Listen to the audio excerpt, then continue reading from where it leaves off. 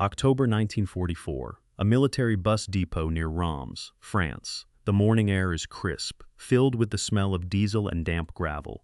Sergeant Major Louis Henderson stands in line, his hospital jacket bearing the faint, proud weight of 2 Purple Hearts and 3 combat stripes. He is tired, worn by 17 months of frontline hell, just waiting to return to his unit. Then, the bus arrives. The driver steps out, not to load bags, but to enforce a boundary.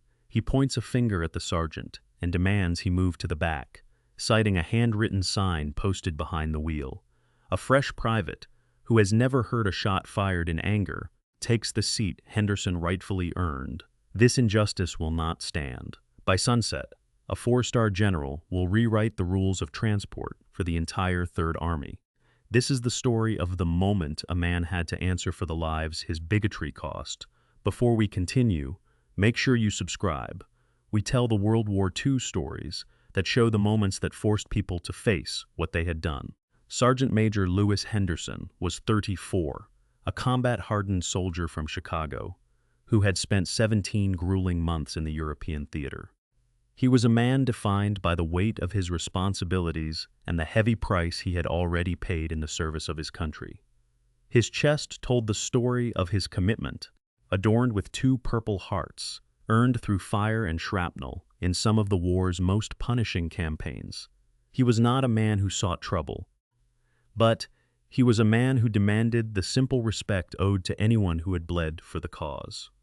Henderson was currently returning from the hospital, his body still mending from his latest injury, expecting only the dignity of a ride back to his brothers in the field.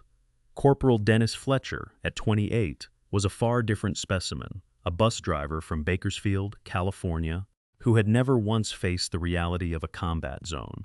He operated with a rigid, self-imposed ideology that sought to transplant the suffocating racial hierarchies of home onto the battlefields of France. Fletcher walked with a polished, unearned arrogance, his uniform always too clean, and his shoes too bright for a man surrounded by the grit of total war. He felt entitled to dictate the social order of his transport.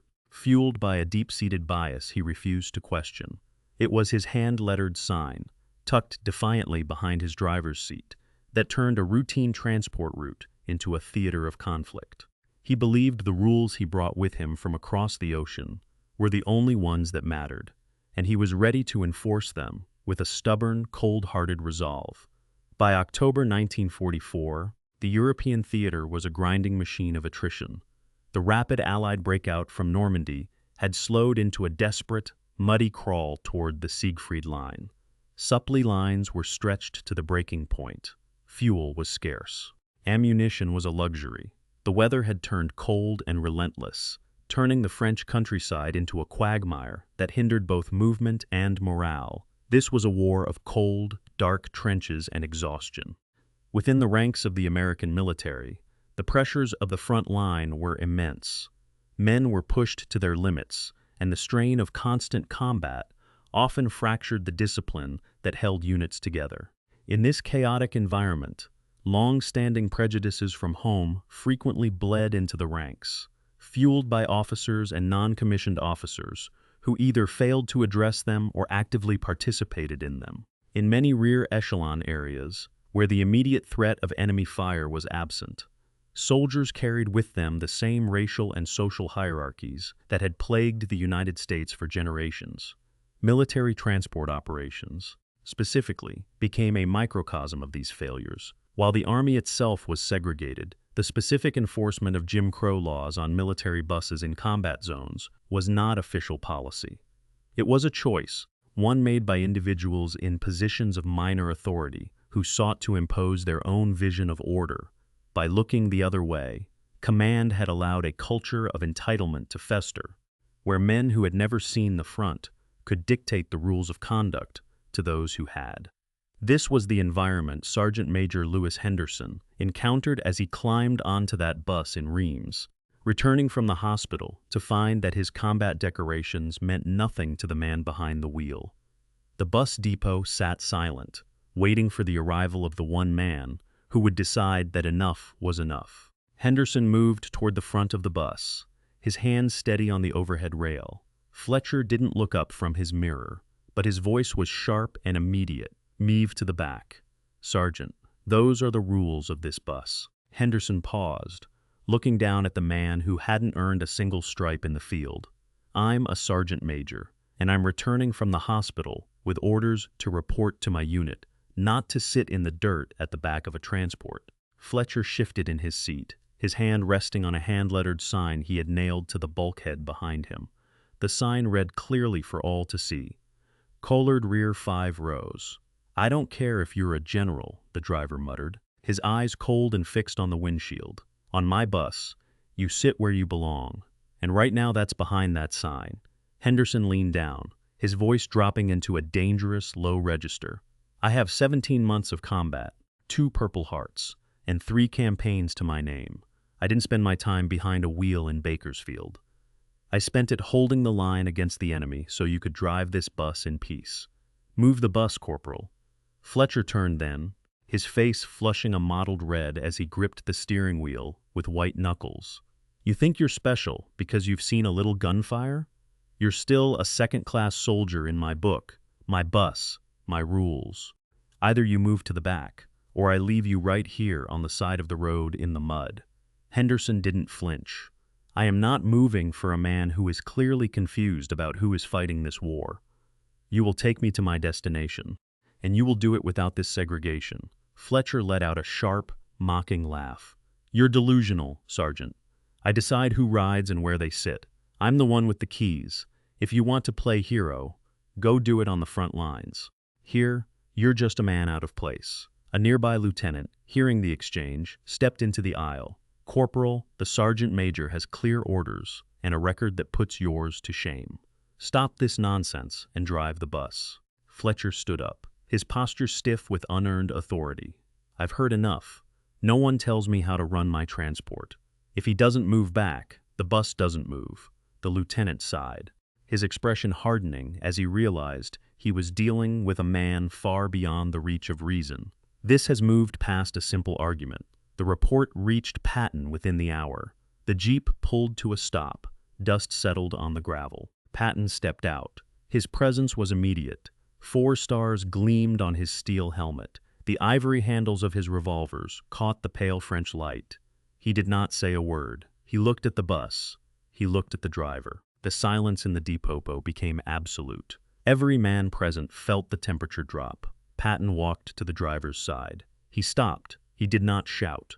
He looked the corporal up and down. He gestured to the vehicle. "Tell me, Corporal, what exactly are you doing with this transport?" He waited. Fletcher swallowed hard, his throat tight, his gaze shifting toward his feet. "I am enforcing policy, General." Patton tilted his head. "What policy?" "I am not aware of any such order from my command." Fletcher stumbled over the words. "It is just the way it works, sir. I put the sign up myself." Patton looked at the sign. He looked back at the driver. "So you decided the laws of the United States and the rules of the Third Army were insufficient? You decided to invent your own?"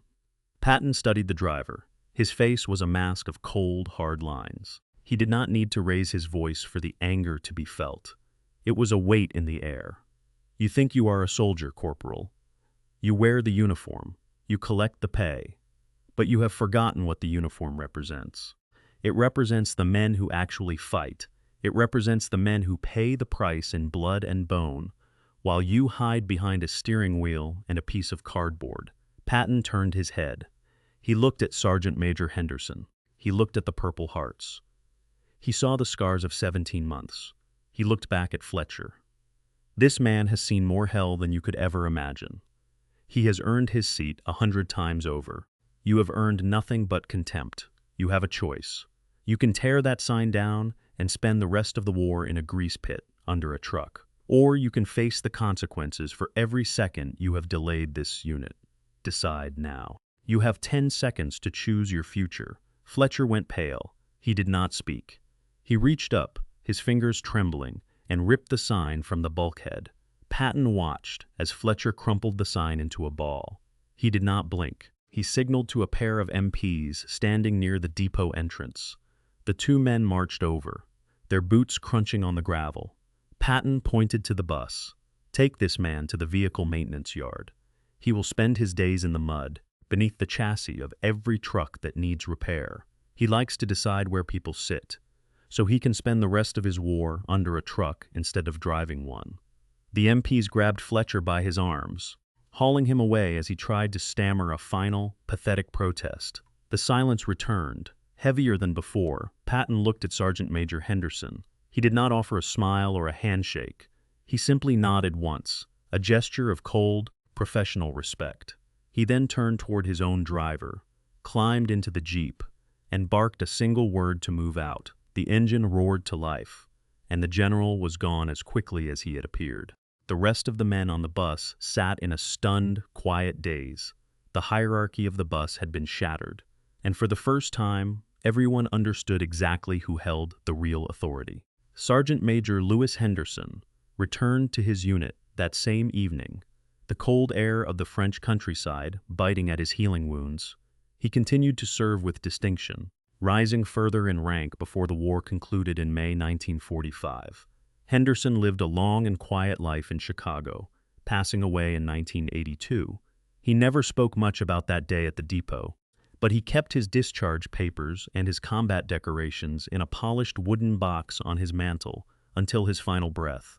Corporal Dennis Fletcher did not fare as well. Reassigned to the grueling labor of vehicle maintenance under the watchful eyes of harsh pool sergeants, he spent the remaining 7 months of the conflict in the grease and mud. He was eventually sent home in 1946, a bitter man who never shook the resentment of his failed authority.